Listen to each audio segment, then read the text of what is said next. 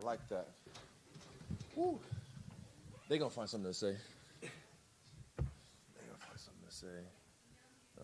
Put it over. Be displayed. Israel, the longest hiatus of your career. How much have you missed the game being out away from the sport? It's been fun to watch the game from far away and just observe. And again, a lot happens in a year, a lot of growth, a lot of understanding of the game, the fighting game itself, and of myself as an athlete, as a person. So it's good to clock back into work and do what I do best. Do you feel like you've missed the sport, or has the sport missed you? Do you feel like this sport is missing you and the Israel Adesanya experience? I have missed fighting, but I think the sport's missed me.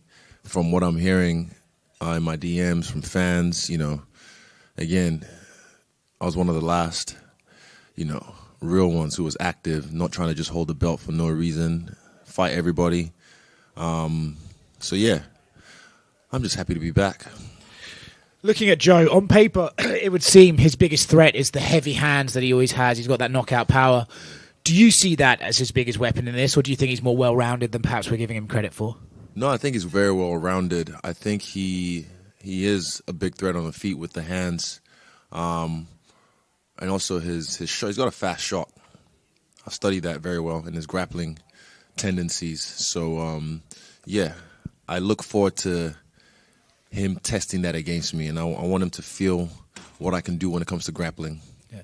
You said that fighting now is about showing your skills and getting to express yourself in the cage. What does the full expression look like on Saturday? If you could design the perfect fight and that's how I want to come out of the cage, what does it look like? I go in there, touch gloves with the, face off, get into my stance, and I just go at him, attack him straight away. He tries to hit me, I'm not there. And then when I'm hitting him, he's going to be like, right, let's shoot. Shoots, stuffs the takedown. Because the takedown defense starts from the feet, starts from the distance. And I just don't think he's going to... Only way he can... No, I won't say that one. But yeah, I want to be clean. I want to go in there and let him hit fresh air. You're a big guy on energy. What have you made of Joe's energy this week? I know that you guys have quite a nice relationship, but obviously he's found religion now and stuff like that. Oh, really? Yeah. He found religion? Hardcore. Oh, real? I had no idea. Yeah. Good for him. Which one? Christian, Islamic? He did not specify. I would assume Christian. That's cool. Respect. But yeah, he's been very, very change of character, not very aggressive. He's sort of saying that he's here and that now his life is about more than just fighting. He sees this as unimportant in his life now compared to his religion. Do you take anything from that? Do you take anything from his energy this week? And if so, what do you make of it? No, I didn't really know. I haven't seen him this week, so we haven't really felt energy. But I don't think there's going to be an issue. We've met once or twice, and he's been very complimentary, and I've, given it back. But, I don't... When we get in there and they lock the cage doors, the beast will come out. And, alhamdulillah. Israel over here. Right here in the front row. How's it going? Hey, man. Good to see you again. Tell me how this fight was sort of presented to you. Was it just that you wanted to get back and the UFC sort of offered you Joe, or were there any other names in the mix? Like how did this fight materialize? To be honest, I just said yes. They offered me Joe, and I said yes. I'm not sure which other names were offered to my managers. The buck stops with me. The line, I signed on the dotted line. So, they will only present me something if it's something of substance, something that's on the table. So he was the only name offered, and I was just like, yep, let's fight, because I was ready to fight. Is the mentality any different this time around with all the time off you've had? I know you wanted, to kind of take a step back, just kind of look on your career and then come back. Is there a different feel this week, or are you treating this like every other fight? It feels the same, to be honest. Okay. It's I'm glad it's less media. Shout out to Tim for trimming it down. I'm glad it's just, it's a good way to get back into the game. I can go in the deep end. I can jump in there and swim with the sharks. But I like this pace where I just kind of come in and, everything's so familiar. So my body recognizes it. My mind recognizes it. We're just going. I know the task at hand is obviously, taking out Joe, and there's, the division's open now with obviously Chimaev being champion and everything. You did have that move up to 205 a couple of years ago. Is that something that's still a possibility of you going back up, or do you see yourself just continuing at 85? Yeah. No, I'll leave that to like Rob, and I think Costa apparently is going up. Apparently Chimaev is going. I found out yesterday he might be moving up. So I don't know. I like 185. This is where I'm at. This is where I reign. So I'm gonna stay. How do you think Rob will do at 205, and Paulo Costa for that matter? I have no idea about Costa, but Rob's been looking good in the gym.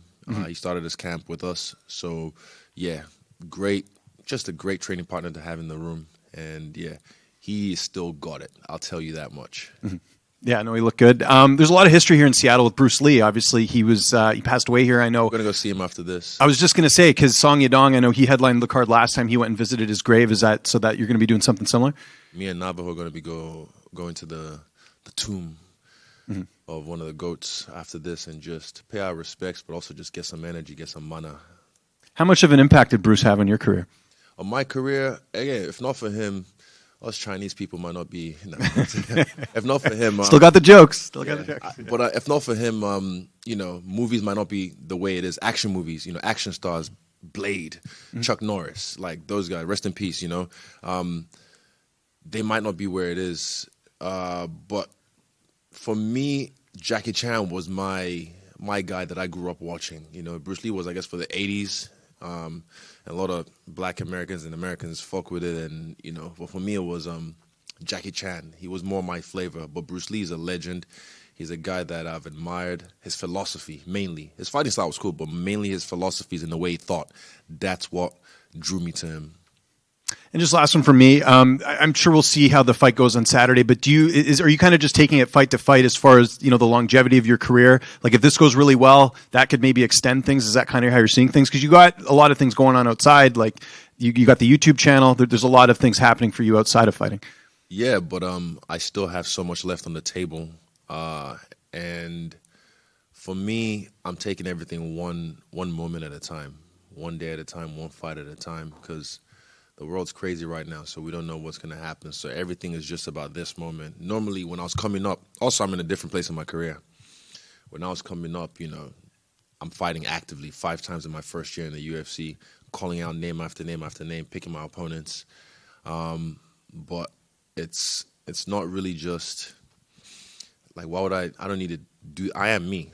I'm Israel Adesanya, so they call me out. I've been away for a year, and I've had a few call-outs that I hear about through the grapevine, and I'm like, okay, cool. Like, so yeah, I don't really have to do all that stuff. I just kind of come in here and just get my job done. Did someone call you out that you didn't feel was deserving of it? Like you kind of just made that comment there. It doesn't matter. Okay. Yeah. Izzy, over here. You said you're at a different stage in your career. What do you feel that this fight represents for you at this stage in your career? This is like the classic tale, because I've watched this game for so long. This is the classic tale of when they try and get, the old guard and give him a young dog, So for me, I've seen how this goes. This is just the cycle. And sometimes, us old fellas or older guys, stop them in their tracks. So this fight for me is just the story I'm telling myself, the story I'm going to write this weekend is after a year off, he comes back and just performs better than he ever has, or just like he did. And people because again, you know how the game is. People just, you're only as good as your last fight. So when I'm done this weekend, I want people to be like, oh, wow, fuck, how did I ever doubt him? How did I ever think he was done? Like, what the fuck was I thinking? So, yeah, that's the story I want to write this weekend. And with recent setbacks in your career, how have you adjusted your preparation in preparing for Joe Pyfer? It wasn't really about the opponent, because we do that very well. We take care of the game plan as a team very well. For me, it was just about details, staying off my phone less, because you don't realize, like, fuck, even when the whole thing dropped, the list dropped, my whole timeline was just Island, Epstein, this, that, blah, blah, and it just gets depressing. So I had to log out. And then that habit where you grab your phone out of habit to go back in there. I have the door locked now, so like you have to log in so I know, do I want to go back in there or not? Because, again, it fucks with your attention span, fucks with your focus, a lot of things. So I got off my phone more, I stayed off my phone more, gamed more, slept better. What else? Ate good. Still had some Uber Eats, but ate really good. Tried to eat clean, and just little details. Those are the things I took care of in preparation for this fight. Not really like the game plan and stuff, because we do that very well. Thank you. Good luck on Saturday. Thank you.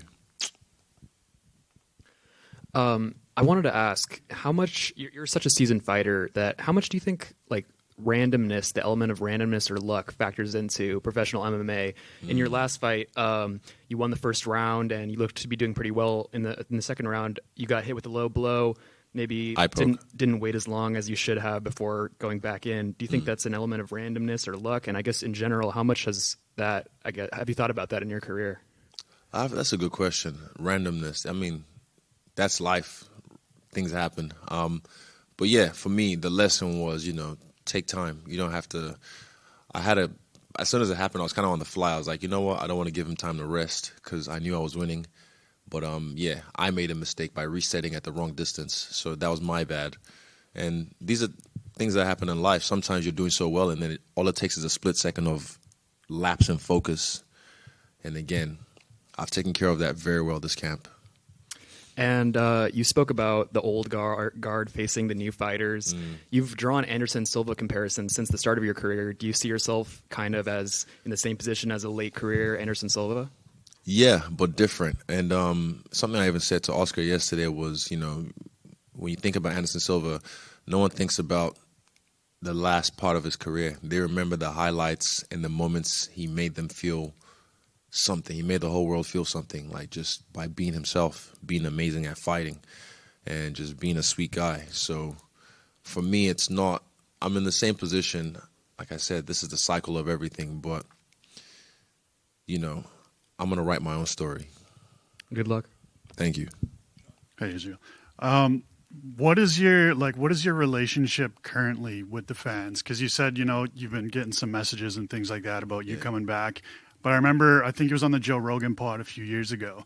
You were on there and you said, dude, I'm cool if you want to come up and take a picture with me and things like that. But I don't like the NPC actions when people come and they yell in my face and things like that. So where does the current relationship stand with the fans? It's all about respect. Like, I'm sure I've had some bad interactions with fans because some people they don't care about, you. They just want what they want. They want that picture now. I could be having dinner with my family, having a serious conversation, and then they just interrupt us, and I don't want to be that guy, but I'm like, you're being that guy.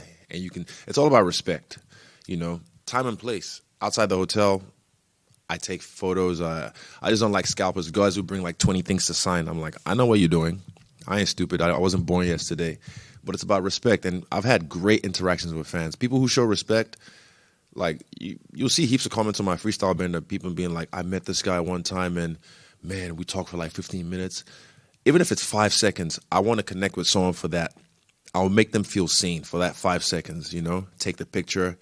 And I will even pick like something I like about their outfit or their look, and I'll just make them feel seen and connect for that little bit. But sometimes if the energy's right and you don't force things and people aren't weird, because you get some weird people. I'm sure you've heard stories, but you get some weird people who trying to hold you hostage. But it's all about respect, man. If you give me respect, I'll give it back. But if you're a dickhead and you don't even realize and you're not objective enough to see that you're a dickhead, then I can be a bigger dick too. Do you have a Nav story for us while he's in the room? Navajo. Is he in the room? A Nav story. What's a good Nav story? I mean, it was cool when I won the belt 287 again in Miami, having him around. I just like the picture of us at 11, and he had a Miami shirt on, shirtless, smoking a cigar, and I'm there, I think, same thing, just smoking a cigar in the club. That was fun. Yeah. So, again, he's a guy that I've admired since he came to the gym, and I'm finding out how much I played a part in his career as well. So it's cool. Something he said on Freestyle Bender the other day, the young man Rambo, he said, like, he thought, like, man, I was hoping you'd be around so we can be on the same card together. So now we're on the same card together. You know, that's my twin. See, we look alike. So it's good to like make it full circle finally. I'm sure he can tell you some stories, but you know, that's for him to tell.